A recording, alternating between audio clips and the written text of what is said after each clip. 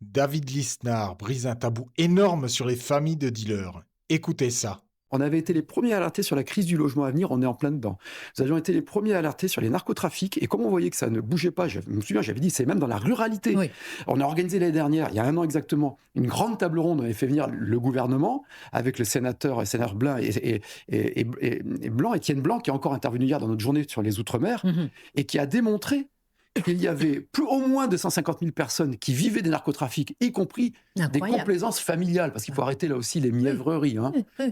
On nous dit, ah, mais on n'est pas responsable du gamin, etc. Il y a beaucoup de complaisance familiale, il y a beaucoup de complicité. Hein.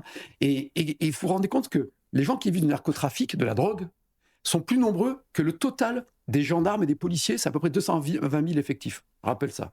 Vous avez bien entendu? 250 000 trafiquants contre 220 000 policiers. Ils sont en surnombre. Et Lisnard a le courage de dénoncer la complicité des familles qui profitent de l'argent sale. Mais le pire, c'est la faillite de l'État face à la mafia.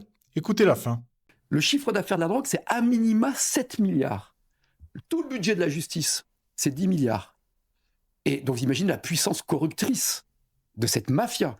Que les mafias, on le sait depuis la Sicile, naissent toujours quand l'État est absent. Donc, elles instaurent un autre ordre, un ordre violent, mais un ordre mafieux. On l'a vu pendant les émeutes. On avait dit, attention, la fin des émeutes, bravo à la police, à la gendarmerie qui ont fait un gros travail, mais c'était les dealers qu'on dit on arrête la récréation. Hein, ça s'est passé comme ça.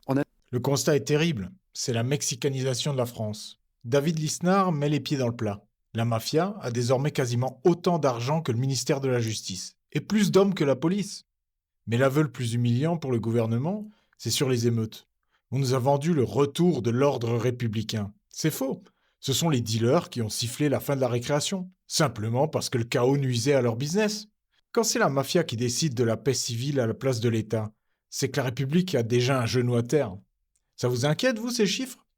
Moi, ça ne me rassure pas beaucoup sur le futur de mes enfants, en tout cas.